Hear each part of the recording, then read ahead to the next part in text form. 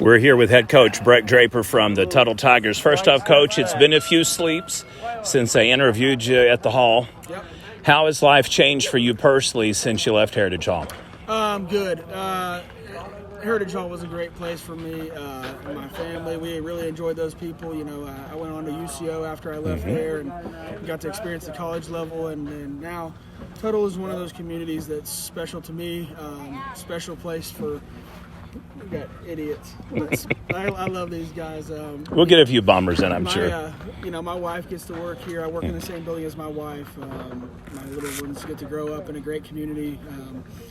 This town takes pride in a lot of things they do, extracurricular activities and in the classroom, and it's important for that. That was a big part of the move here, is the community support, and it's just a good place to grow a family and grow up, and a great place to coach baseball with great kids. So it's been great. Yeah, coming on board, it wasn't the easiest of starts. You know, you've had COVID, and then last year, I don't even know how to describe what it's been like the last 18 months for sports, but it's been difficult. Yeah.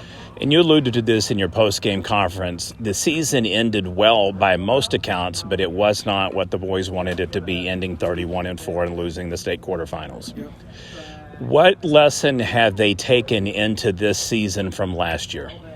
I think they've grown. We had a lot of guys that were just younger, and some of them got a little bit of experience, but realistically, we had a bunch of sophomores. Even though they were maybe juniors, they were sophomores baseball-wise, because we only played 6 games during the COVID season. And, we had a great year, 34-4. Yeah, I was off once. These guys this place, this town, this community expects to go play for state championships every time we go. And we have a group that is capable of going and doing that. So they know that the things that are ahead of them are at their hands. And I think more than anything, they just grew up a little bit because they got a whole season under their belt. Like I said, a lot of younger guys got a lot of experience, and you always learn from your experiences. So that's something that they'll grow from. Recap for the week. You guys play 6 games. You go 6-0. You finish first in your own tournament, going 4-0. 2 no-hitters. One with, I guess, an unearned run that kind of takes off that 1 off the 0. But nonetheless, I know you're proud of Connor and Braylon. What would you grade out the performance, offense, defense, however the team executed the last 4 days? For the weekend, I liked what we did. We were aggressive with the barrels, aggressive on the base pass. Did a really good job. We got to clean some defense stuff up. And most of our issues on defense are just being ready for something. And our pitching coach talks to our guys all the time about our pitching coach talks to those guys all the time about we've got some guys that strike guys out, and you got to be ready to play defense when it is put in play. And sometimes we're just not locked in on our processes and being ready to play. And so we get a ground ball after 4, 5, 6 strikeouts, and we're not ready to field it. So we just got to do a little bit better job cleaning stuff up defensively. Offensively, I really liked our game plan, and pitching was unbelievable. 4 great outings from our guys. So our guys do a really good job working at it, and our coaches have put them in positions to have success, and our guys are running with it right now. So it's been good. If my math is correct, you outscored your 4 opponents, I think, 29-2.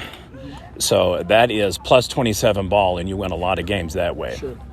When you look at the close of this tournament and you guys go into lifting tomorrow, the message for the boys so far is, and I heard this during your speech several times, you have to execute perfect, you have to practice perfect, you have to play perfect, you have to correct what's wrong.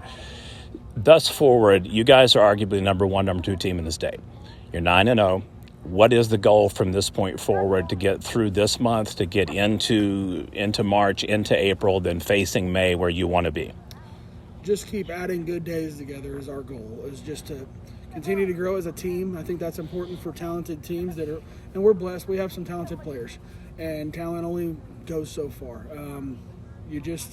Talent can take you to a level, but being together and knowing that the guy next to you has your back is something it's hard to achieve, and we're close. We're getting close. We got a lot of guys that grew up playing T-ball together. I mean, they all played T-ball together. They grew up playing coach pitch together, and now they're playing high school ball together. And so the camaraderie, togetherness is the most important thing. We just got to keep keeping each other accountable, being in the right spots, doing the right things, and try to just, it's cliche, but get better every single day, because this team is talented. We just have to keep doing the little things right. Well, congratulations on a great tournament, great performance, and thank you for having us out. Thanks for coming out and covering us. I appreciate it. You bet.